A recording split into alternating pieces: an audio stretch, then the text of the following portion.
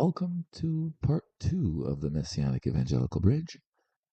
Part 2 is entitled, What Was Lost and Why It Matters. Grafted in, Growing Forward. Let's look at it. What was? Well, the earliest followers of Jesus, they didn't see themselves as members of a new religion.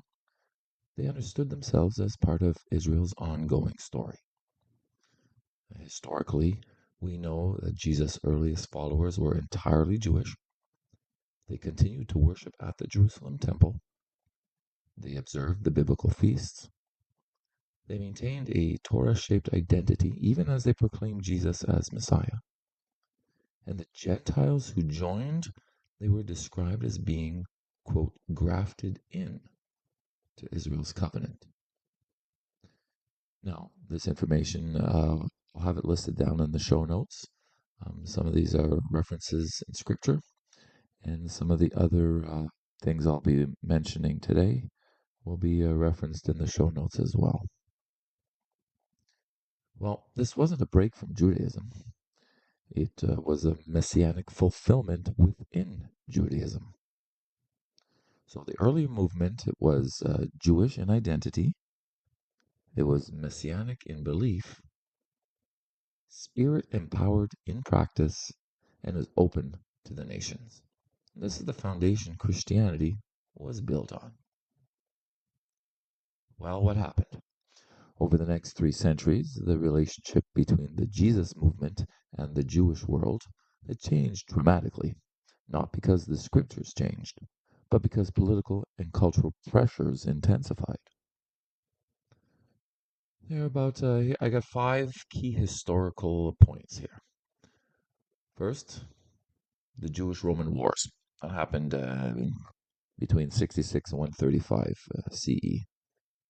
Rome's destruction of the temple in 70 CE and the Kokhba Revolt in 132 to 135 created enormous pressure on anything associated with Judaism. So followers of Jesus, both Jewish and Gentile, were caught in the crossfire. Second, the Gentile majority by the late 2nd century. As the gospel spread through the Roman Empire, Gentile believers eventually outnumbered Jewish believers. By around 180 CE, the church was predominantly Gentile in leadership and culture. Third, the early church fathers distancing themselves from Judaism. We got writings like the Epistle of Barnabas from the late 1st to early 2nd century, and Justin Martyr's dialogue with Trypho in the mid-2nd century.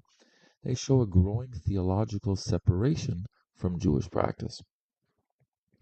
Fourth, the Council of Nicaea, and that was in 325. Emperor Constantine explicitly separated Christian practice from Jewish rhythms, especially regarding the date of Passover or Easter. His letter after the council stated it was unworthy to follow the customs of the Jews. And fifth, there was legal restrictions in the 4th and 5th century. Imperial laws increasingly discouraged or even forbade Jewish-Christian interaction, pushing the church even further from its roots. The results of all this is a Christianity that deeply loved Jesus, but gradually lost touch with the Jewish world he lived in, the Jewish scriptures he taught, and the Jewish identity of the early church. The bridge, it didn't collapse, but it was covered over by centuries of cultural sediment.